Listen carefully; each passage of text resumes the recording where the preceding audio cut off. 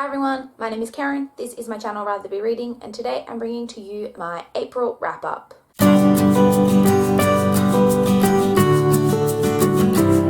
So once again, I am filming this really late, and once again I have almost none of these books to hold up for you guys, but let's just jump straight into the statistics for my April reading month. So in April, I managed to read a total of 16 books, which I am really pleased with. I, as always, filmed a mid-month wrap-up. So the first 6 books that I read, I have already spoken about in that video, which I will link up here for you guys to check out if you haven't already. So I will just be talking about the final 10 books that I read in the month of April. Of the 16 books that I read, 14 were normal books and 2 were children's books.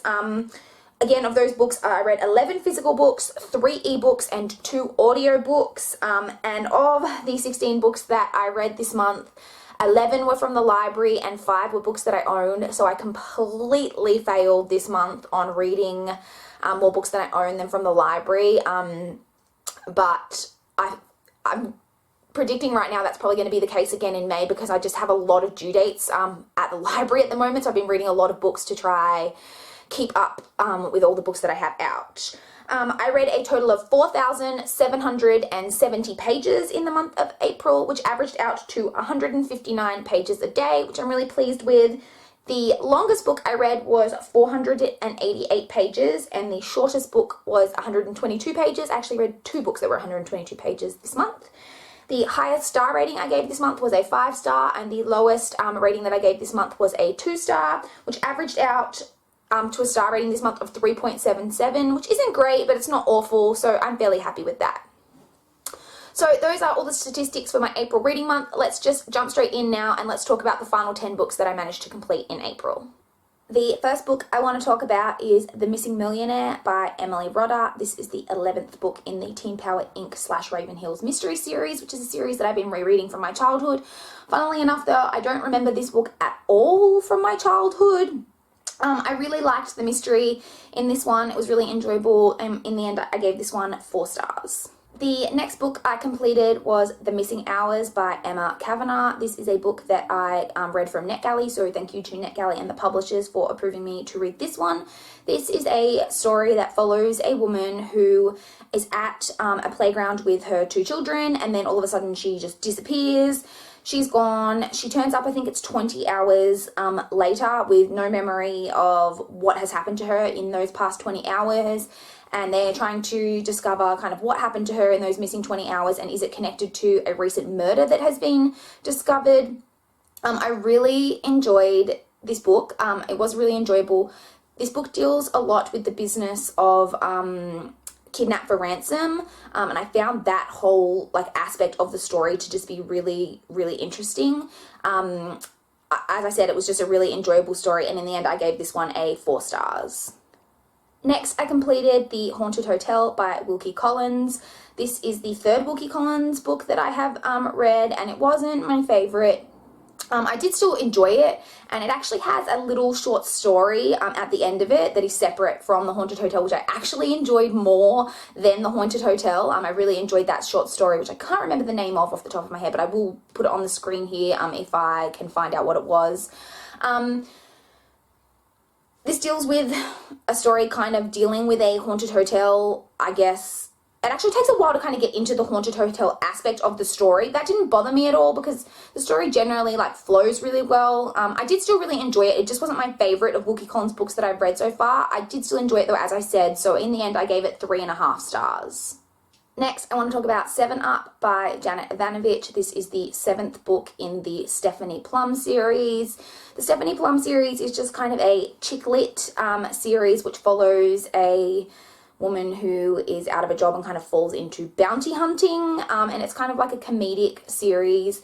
They are not great books, if I'm being perfectly honest, but they are enjoyable. I again enjoyed this one. I didn't like how it ended though, but that's more just because I have a certain ship within this series of books that I really am on board with, and things just kind of didn't go how I wanted at the end of this book. I did still enjoy it. This series is really, really long, and I am kind of getting to the point where I've only read 7 books of the series, and there's 23 or 24 or something like that now. and they are really quite formulaic, and I'm never really surprised by anything. And from what I understand, the kind of love triangle-ish aspect in this book is drawn out over, I think, the entire series. I don't know that it's ever really resolved, and I don't know, I do want to keep going with this series, and I'm not like in a rush to finish it, but these books can be a little frustrating even though I enjoy them. Anyway, I don't know what I'm saying, but in the end I gave this one a 3.5 stars. The next book I want to talk about is actually the only book I have to hold up for you guys, and that is The Last Time We Say Goodbye by Cynthia Hand. This is a YA story that follows a girl whose younger brother has recently-ish committed suicide, and it follows her kind of dealing with the aftermath and her family life and just trying to kind of get through life following this tragedy. And it also kind of deals a little bit with the fact there's kind of a hook to the story that that she received some kind of text message that no one else really knows about, and you don't know what the text message was, but it involves her brother and the suicide.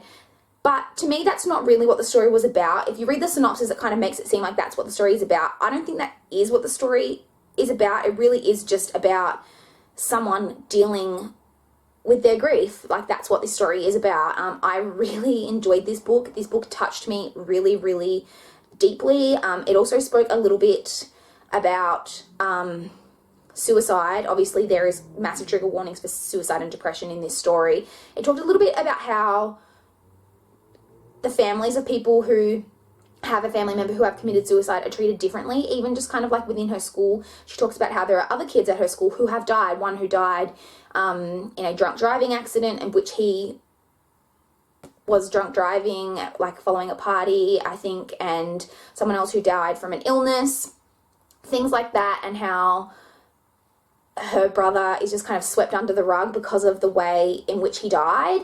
I found the whole commentary on that like kind of really interesting. As I said, I found this story really touching. I really, really enjoyed it.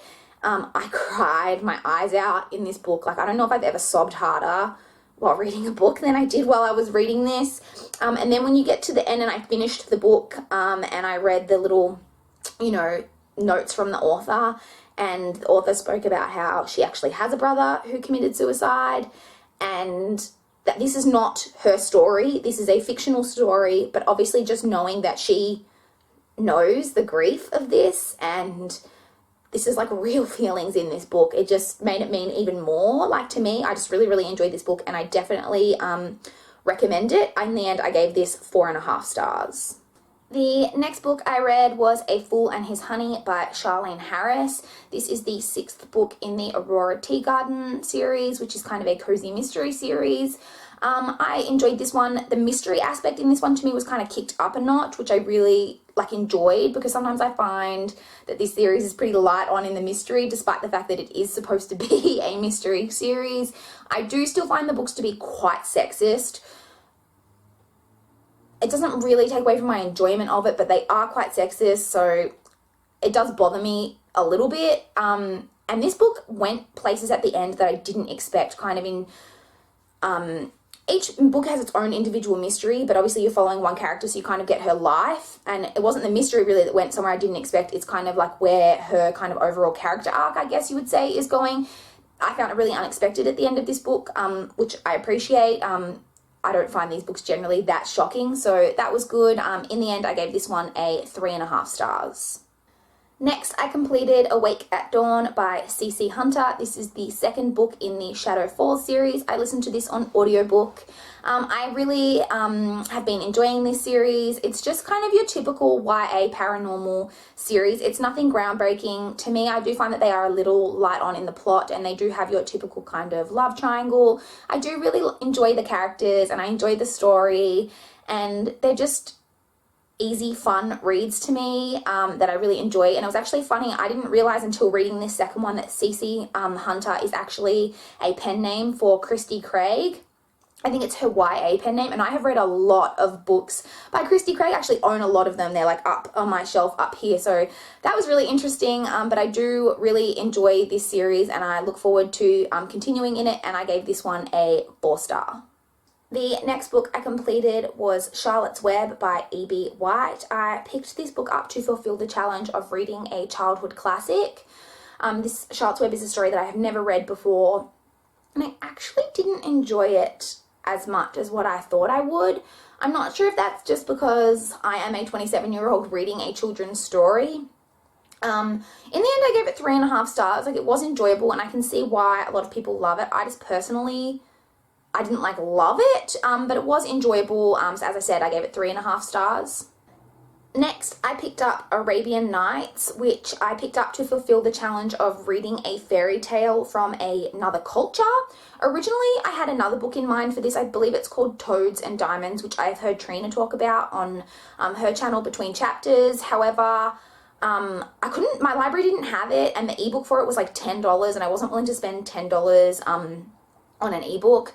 So I ended up getting Arabian Nights because it's obviously a lot older a book. It was free, so I downloaded that, and it was a book that I'd been interested in reading, especially because there have been a lot of kind of retellings of it over the last few years. So I thought, you know, read the original source material, use it for this challenge. I really didn't like it. It is really, really long. And I didn't realize, I know the general concept of Arabian Nights, which is that it involves a kind of king who every morning at dawn kills his bride, and then he gets this new bride, and in order to avoid being killed, she tells him a story each night that leaves it kind of on a cliffhanger, so in order for him to keep her alive so that he can hear the rest of the story. That's like literally like the beginning, like 1% of the story, and then you just get every story that she is telling him, but the story, it's like Inception, like it's a story within a story within a story within a story within a story. Each story kind of leads on to the next story. It's very convoluted. I found it very confusing. I didn't really enjoy the stories. It didn't really end. We didn't kind of really come back to the king and this queen who's being beheaded, or like being killed. I don't know if they're being beheaded. I just guess I thought king, that's how they killed their queens. Anyway, I don't know. I just really didn't enjoy it, you guys. I pushed through to finish this. I ended up finishing it in 2 days, but that was really just because I pushed myself to finish it because I really wasn't enjoying it. If I hadn't been reading it for this challenge, I probably would have DNF'd it because it was really long. But look, in the end, I gave it 2 stars, which, to be honest, is probably being a little bit generous. And the final book I completed in the month of April was City of Bones by Michael Connolly. This is, I believe, the 9th book in the Harry Bosch series.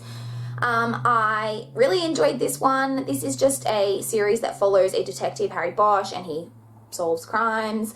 I really love Harry Bosch. I just really love Michael Connolly. I've previously read his Mickey Haller series, and I really enjoyed that as well. He just really does write crime fiction really well, in my opinion. I believe he was a journalist prior to becoming a fictional author. And I believe he dealt in the kind of criminal field when he was a journalist, and he really does kind of know his stuff. He writes criminal procedure really well, and sometimes he has like kind of court drama. This Mickey Haller series, Mickey Haller is not a detective, he is a lawyer, and that deals more obviously exclusively with court drama. He writes that really well as well. He just really does a good job. I've never not enjoyed any of his books. I enjoyed this one, as I said, and in the end I gave this one 4 stars. So those are the final 10 books that I read in the month of April. Once again, this video is going up, as I said, later than I would like, but I've said it before, I'll say it again, life is real busy, you guys, and finding the time to film when it is light outside so that I don't have really shit lighting for you guys, it's a constant struggle. And then I find time to film, and then finding time to edit is equally as difficult. Like right now I have, I believe, another just over an hour before I have to leave the house, but I have 2 more videos I want to try and get filmed this morning while the light's here, and then God knows when I'll get a chance to edit this. It's already the 8th of May. Hopefully I'll have this video up to you soon. Anyway, I just went to a real ramble. If you have anything you would like to discuss about any of these books, if you've read them, just anything you would like to chat about in the comments down below, I would love to chat to you guys. Please like this video if you liked it. Please subscribe if you want to see more from my channel. But that's all I've got for this video today. Bye, guys.